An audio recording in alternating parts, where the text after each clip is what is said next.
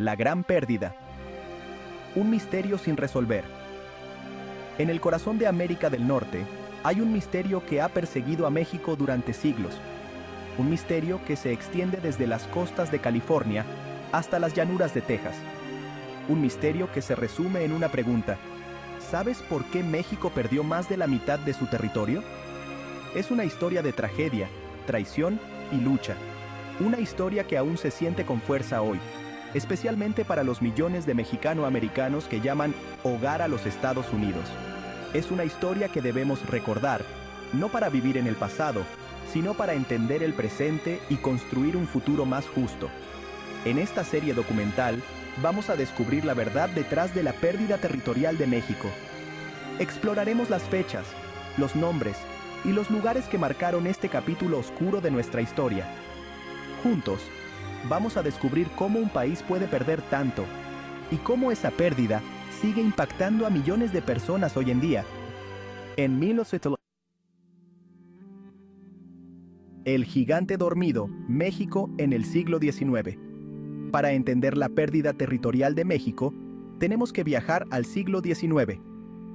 México, recién independizado de España, era un gigante dormido. Sus territorios se extendían desde la actual frontera con Canadá hasta Guatemala. Era un país rico en recursos naturales y con una población diversa y llena de vida. Sin embargo, México también era un país joven con un gobierno que no era muy estable. Las luchas internas y la falta de recursos hacían difícil proteger sus enormes fronteras, y al norte, una nueva amenaza estaba creciendo: los Estados Unidos de América, una nación en expansión con una ambición desmedida. La sombra del norte. Estados Unidos expande su territorio.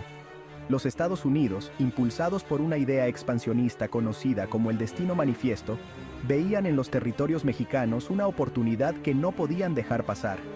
Su economía, basada en la agricultura y la esclavitud, necesitaba nuevas tierras para crecer. Y así, comenzaron a mirar hacia el sur, hacia el territorio mexicano, con ojos llenos de codicia. Los primeros en llegar fueron los colonos estadounidenses, atraídos por la promesa de tierras fértiles y nuevas oportunidades. Al principio, el gobierno mexicano los recibía bien. Sin embargo, pronto las tensiones comenzaron a crecer. Los colonos, acostumbrados a sus propias leyes y costumbres, no querían integrarse a la sociedad mexicana. Texas, la chispa que encendió la guerra.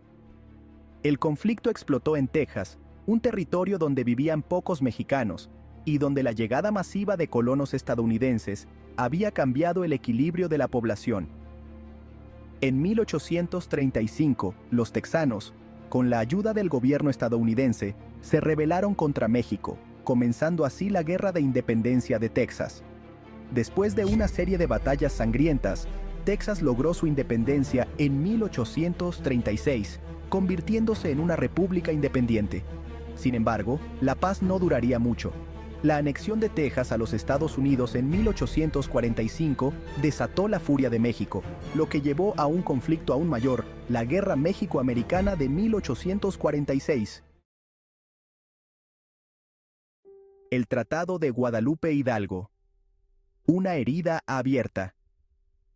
La Guerra México-Americana, una guerra injusta e impuesta a México, terminó en 1848 con la firma del Tratado de Guadalupe Hidalgo.